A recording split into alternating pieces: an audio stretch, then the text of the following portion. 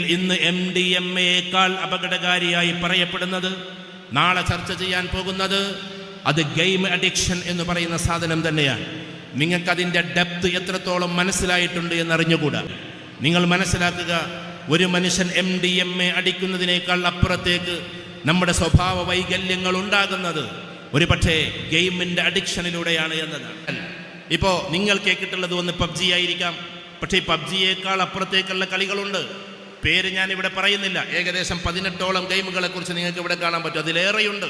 അപകടകാരി കുട്ടികളെന്നോട് ക്ഷമിക്കണം കേട്ടോ, നിങ്ങൾ തെറ്റിപ്പോകാതിരിക്കാനാണ് പറയുന്നത്, അല്ലാതെ നിങ്ങളെ കുറ്റപ്പെടുത്തല്ല. ഇതിലുള്ള ആൾക്കാരൊക്കെ മക്കളൊക്കെ നല്ല മക്കൾ തന്നെയാണ്. ആദ്യം സംഭവിക്കുന്നത്, അവൻ എന്തായിരിക്കും സംഭവിക്കുക എന്നറിയോ? ഒന്ന്, അവൻ്റെ ഡീവിയേഷൻ എന്ന ബിഹേവിയർ ചേഞ്ച്. നല്ല കുട്ടി എന്ന് നമ്മൾ വിലയിരുത്തിയ, 5ാം ക്ലാസ് വരെ മദ്രസയിൽ നന്നായി പോയ, അല്ലെങ്കിൽ 7ാം ക്ലാസ് വരെ അഷഹാദത്ത് സഫുൽ ഖാമിസയോ അല്ലെങ്കിൽ അതിൻ്റെ അപ്പുറത്തേക്കൊക്കെ പഠിച്ചിട്ടുള്ള കുട്ടികൾ തന്നെയായിരിക്കും ഒരു പക്ഷേ പിന്നീട് ഇങ്ങനെ വ്യതിചലിച്ചു പോവുക. ആ കുട്ടികളുടെ കൂട്ടത്തിൽ ഒരുപാട് ആളുകളുണ്ട്. രണ്ടാമത്തത്, ആ കുട്ടിക്ക് സ്ലീപ്പിംഗ് നഷ്ടപ്പെട്ടിട്ട് ഉറക്കം നഷ്ടപ്പെടുന്നു. കാരണം കുട്ടികൾ ഉറങ്ങാതെ കിടന്നിട്ട് എങ്ങനെ കളിച്ചു പോവാൻ. ഉറക്കം നഷ്ടപ്പെട്ടിട്ട് അവൻ്റെ കംപ്ലീറ്റ് അലൈൻമെൻറ്റ് നഷ്ടപ്പെടുന്നു, അഥവാ അവൻ്റെ ആരോഗ്യത്തെ അത് ബാധിക്കുന്നു എന്നതാണ്. ഉറക്കം സ്ഥിരമായി നഷ്ടപ്പെടുത്തുന്ന ആളുകൾക്ക് സത്യത്തിൽ മാനസികപരമായ വിഭ്രാന്തിയിലേക്ക് പോകാനുള്ള സാധ്യത വളരെ കൂടുതലാണ്. അതുകൊണ്ടാണ് മാനസിക രോഗത്തിന് കൊടുക്കുന്ന ഏറ്റവും വലിയ മെഡിസിനിൽ പെട്ടത് ഒന്ന് എന്തെന്ന് ചോദിച്ചാൽ സഡേറ്റീവാണ്. ഡോക്ടേഴ്സിനറിയാം, സഡേഷൻ കൊടുക്കുക എന്ന് പറഞ്ഞാൽ അങ്ങനത്തെ മരുന്ന് കൊടുത്തിട്ട് ഉറക്കി കെടുത്തലാണ് മാനസിക രോഗികൾ സാധാരണയായിട്ട് ചെയ്യാറുള്ളത്. അപ്പോൾ ഉറക്കം നഷ്ടപ്പെടുന്ന, സ്ലീപ്പിംഗ് എന്ന് പറയുന്നതിൽ നിന്ന് സ്കിപ്പായി പോകുന്ന കുട്ടികളായി നമ്മുടെ കുട്ടികൾ മാറുന്നത് കൊണ്ട് അവർക്ക് മാനസികപരമായ രോഗങ്ങൾ വരാനുള്ള കാരണങ്ങൾ കൂടുതലാണ് എന്ന് ഞാനല്ല പറയുന്നത്, റിസർച്ച് പറയുന്നു നമ്മളോട്.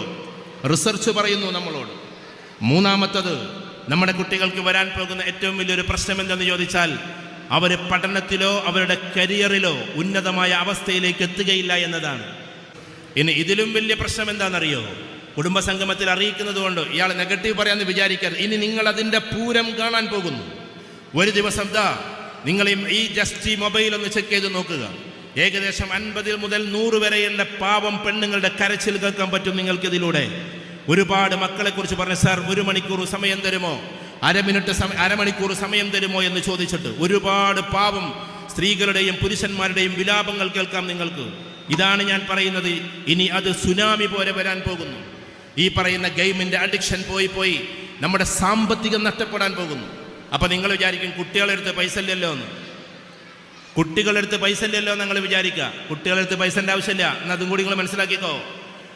നിങ്ങളുടെ ക്രെഡിറ്റ് കാർഡ് വെച്ചിട്ട് അല്ലെങ്കിൽ ഡെബിറ്റ് കാർഡ് വെച്ചിട്ട്, നിങ്ങൾക്ക് ക്രെഡിറ്റ് കാർഡ്